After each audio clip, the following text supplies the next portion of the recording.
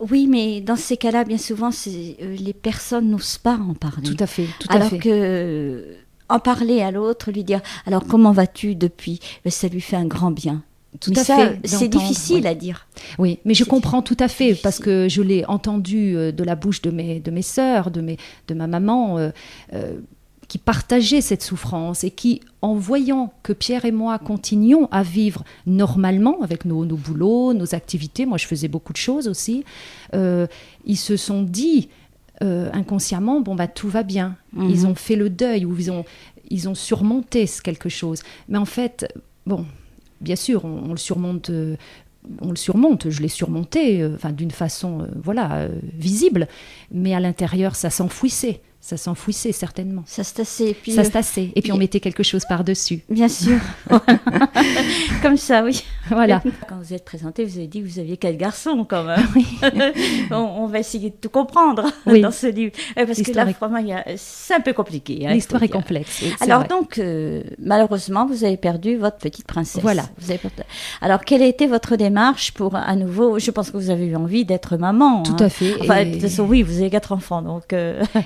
Et curieusement, je ne me suis jamais posé la question, est-ce que je vais pouvoir l'être de nouveau ? Est-ce qu'un prochain enfant aura d'autres malformations ? Enfin, j'étais pas du tout dans cette, démarche. Je ne sais pas. Je suis retombée enceinte, mais quasiment... dès que j'ai eu le feu vert du côté médical, 3 mois après. Enfin, j'ai eu cette chance. Donc, et là, une nouvelle grossesse s'est amorcée. Donc, nous étions confiants, sereins, heureux, bien sûr, et nous avions totalement laissé de côté le passé. Voilà, c'était une chose qui est arrivée par accident. C'était bien. On nous avait dit que ce n'était pas récessif, donc que la nature remettait les pendules à zéro. Et voilà, donc tout s'est passé comme ça. La grossesse s'est encore une fois bien passée jusqu'au 8e mois de grossesse. Alors là, je vais pas rentrer dans les détails qui sont plutôt à lire dans mon livre. Oui, tout à fait, on peut pas. Parce que ce serait trop long. Donc là, j'ai commencé d'ailleurs à avoir une grosse colère, maintenant, moins à l'époque, mais vis-à-vis d'un obstétricien très renommé à Lyon, qui, sachant les antécédents, aurait dû faire, par exemple, une échographie beaucoup plus poussée au 4e mois, ce qui n'a pas été fait parce qu'il avait 2 gros cabinets à gérer, enfin bref. Donc, au 8e mois, j'ai eu une échographie à Lyon, donc avec un autre échographe.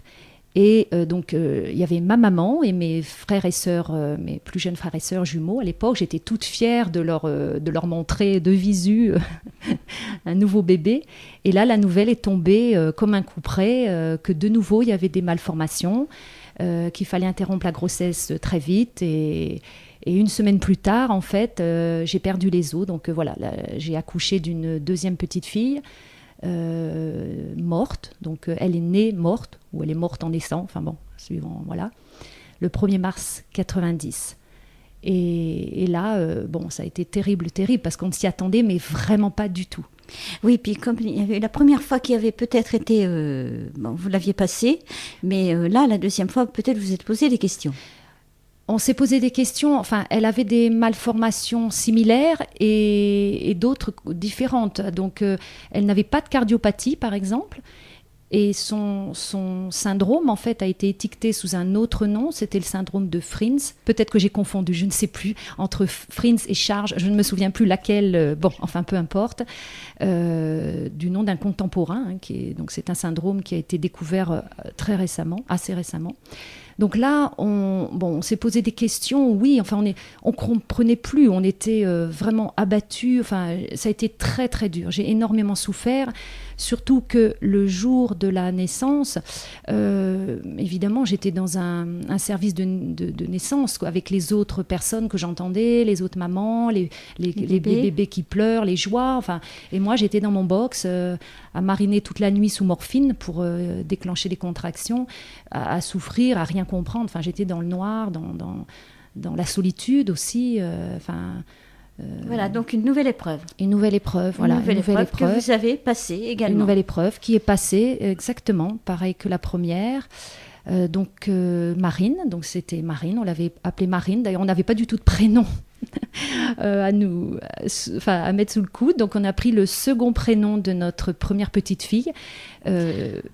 Je ne sais pas pourquoi, c'est pour pas gâcher. Enfin, si, je me le suis expliqué après. En fait, je voulais pas gâcher entre guillemets un beau prénom. Alors on a pris son deuxième prénom, sans nous attarder davantage. Et puis après, nous sommes repartis vers une troisième aventure. Alors celle-ci, donc, s'est arrêtée au bout de 4 mois. Donc à ce moment-là, nous prévoyions un retour sur Clermont-Ferrand, ma ville d'origine, où mon mari avait réussi à être muté. Donc là, à ce moment-là, j'ai été prise en charge par un échographe de Clermont qui était réputé dans les échographies lentes. Donc ce qui a permis un suivi beaucoup plus précoce et plus poussé. Donc au bout du 3e mois, et rebelote. De nouveau une cardiopathie, de nouveau des malformations génétiques. Eh bien, dites-moi, 3 grossesses, pareil.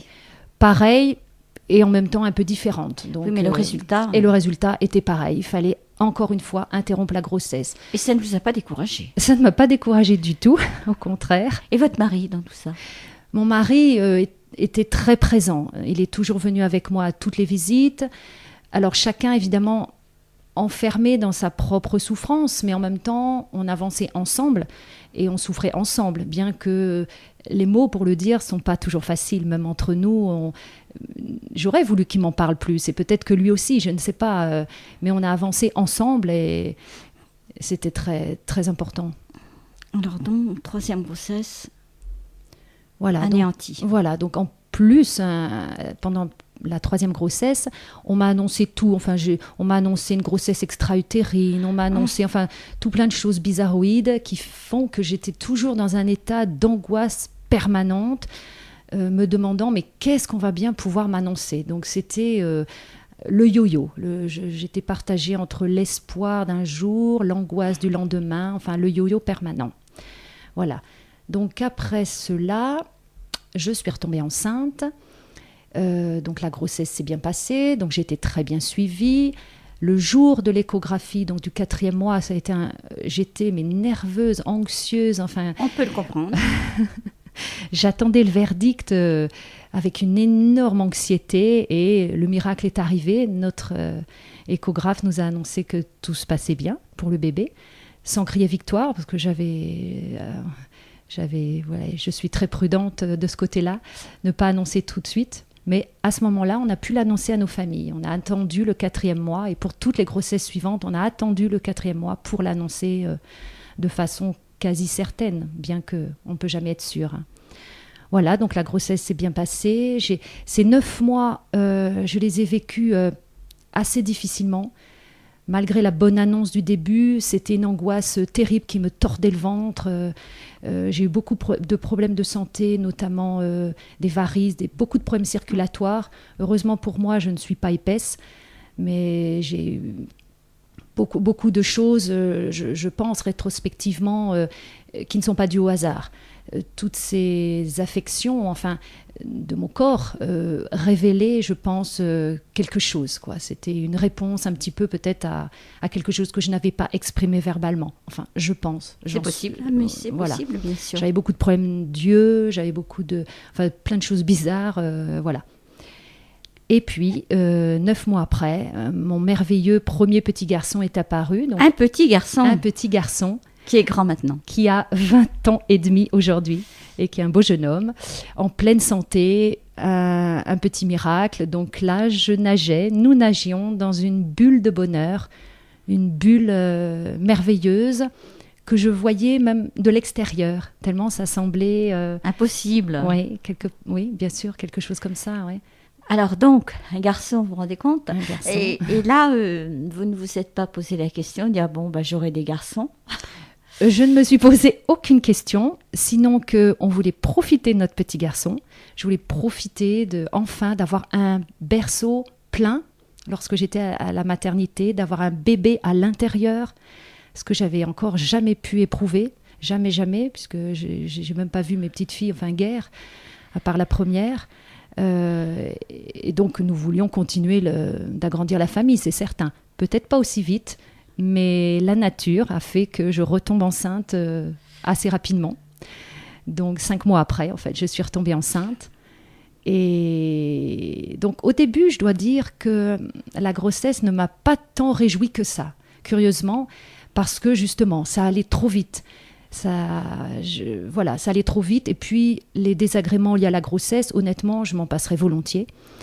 Donc, j'étais partagée. Voilà. Et puis, bon, j'ai la chance d'être très maternelle. Je pense que moi, j'ai un sens aigu de la maternité, quoi. Et la nature a bien fait les choses, quoi. Je veux dire, une semaine après, ça y est, j'y pensais plus. Il y a quelque chose qui bougeait en moi. C'était formidable. Et j'ai aimé mon deuxième bébé tout aussi fort, évidemment. Voilà, donc la grossesse s'est passée. Alors, curieusement, aucune grossesse, de toute façon, ne s'est passée de la même façon. Autant celle d'Adrien a été pleine d'angoisse, c'était vraiment un yo-yo permanent. Autant celle d'Émeric, je ne sais pas pourquoi, parce qu'il n'y avait aucune raison. Je l'ai passée de façon assez sereine, comme si le fait d'avoir eu un bébé précédemment avait effacé tous les risques, ce qui était parfaitement faux, puisqu'on nous avait dit que j'avais un risque sur 4 d'enfanter un bébé avec des polymalformations. Donc moi, au lieu de parler de 1 risque sur 4, je parlais de 3 chances sur 4. Voilà. Bien sûr, le verre à moitié plein et à moitié vide. Exactement.